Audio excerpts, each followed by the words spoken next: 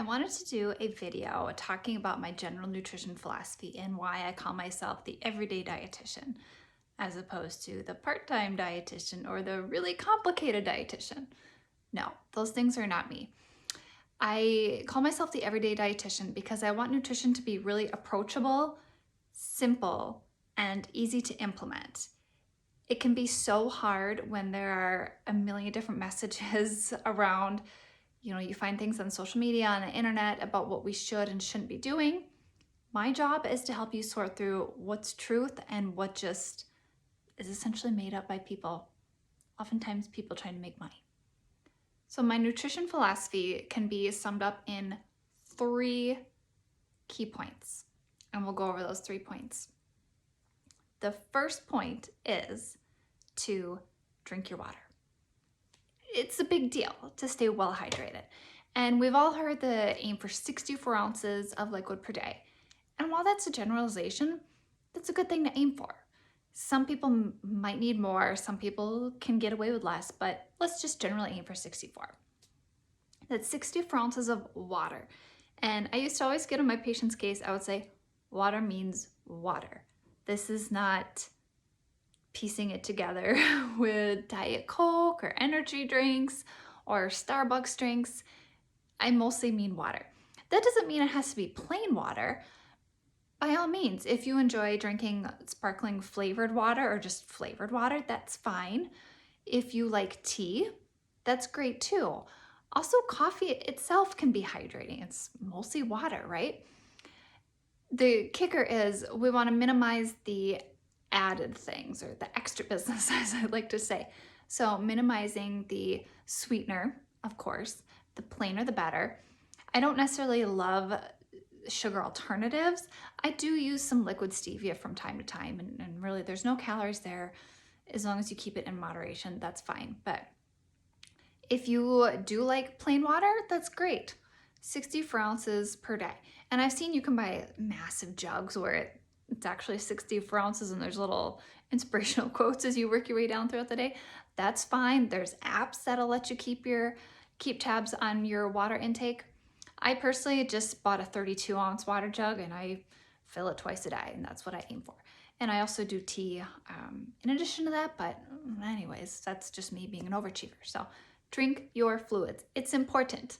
If you have a day or two where you don't hit that, that's fine. You're gonna be okay. This is just for general overall health. So drink your water, number 1. Number 2, eat your vegetables.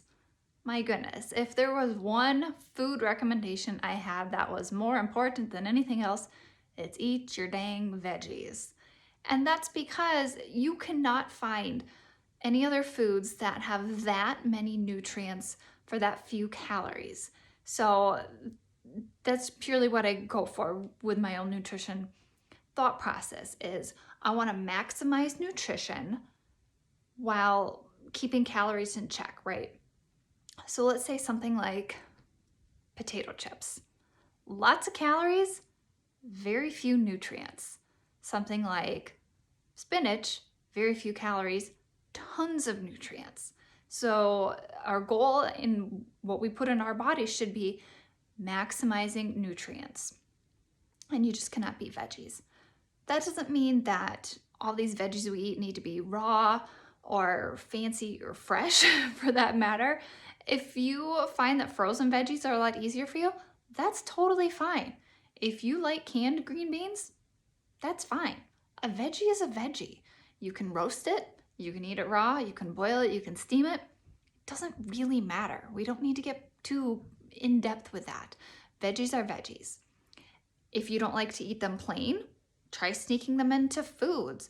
I would say most of what me and my family eat, it's not just like a pile of vegetables on our plate, it's mixed in with things. So it's soups with added tomatoes, spinach, green beans. We do a lot of tacos, and I'll add onions, tomatoes, diced peppers there. My go-to breakfast is an egg white omelet, and I'll add some baby spinach and tomatoes. So there I'm getting 2 servings right off the get-go. Now, the current recommendations are for 5 servings of fruits and veggies per day. I like to aim for 5 servings of veggies per day. Fruits are great too. Don't get me wrong.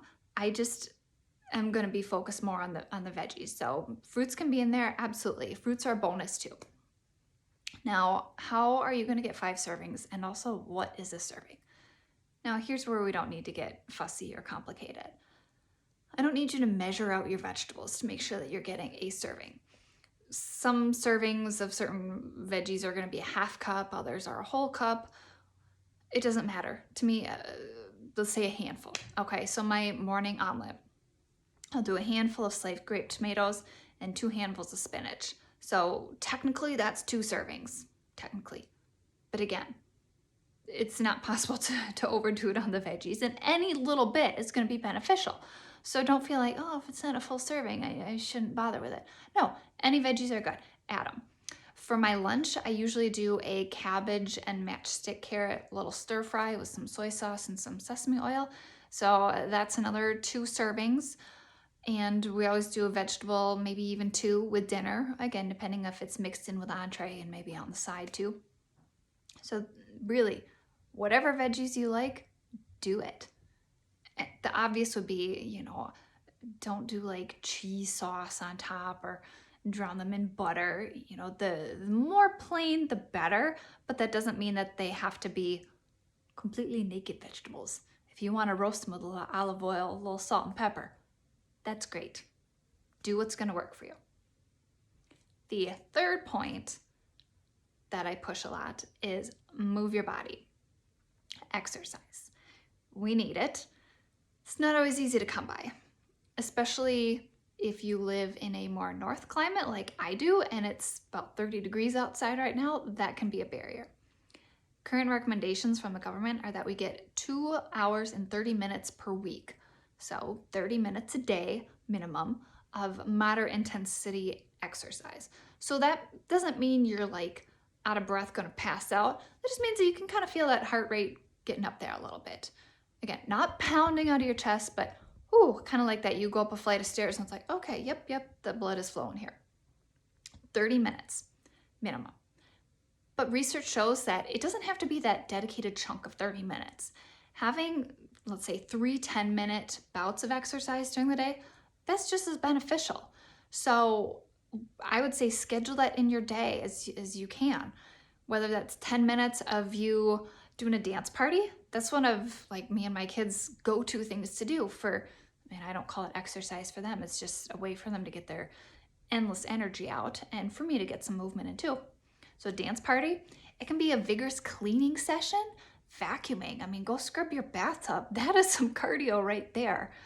Otherwise, walking. You cannot beat walking. It's nice and low impact, whether that's in your house or around the block. That counts. I am a big fan too of wearing clothes that you can be active in because we want to minimize the barriers here. If every time I'm active, I have to go change my pants into something more comfy, that's a barrier right there. Or if I'm wearing, let's say, bare feet and slippers, and my feet are nice and cozy, but I'm not going to go climb the stairs in my slippers. I like to keep athletic shoes on during the day. And yes, I'm getting to be old people because yes, I have a designated pair of indoor sneakers. But again, it just makes it that much easier for me to be active when I realize, oh, hey, maybe I've been a little bit sedentary. I should get up and move a bit. So minimize barriers, keep the comfy clothes on, or not necessarily like workout clothes, but again, clothes that you can move in. And that includes footwear as well. Keep those sneakers on. So to recap, my 3 things that I push more than anything: drink your water, eat your veggies, move your body. If you're generally committed to doing those 3 things, you're going to be generally a healthy person. So do the best you can. Again, this is not meant to be like some huge unattainable goal. Do the best you can, work on those 3 things. And this is especially timely during the holidays, right? Things get really busy. We might feel like we're drawn towards eating more seasonal items that we might not normally eat, like the sweets or comfort type foods. But again, do the best you can with those 3 things. As always, if you have any questions or comments, feel free to leave them below and I will be sure to answer.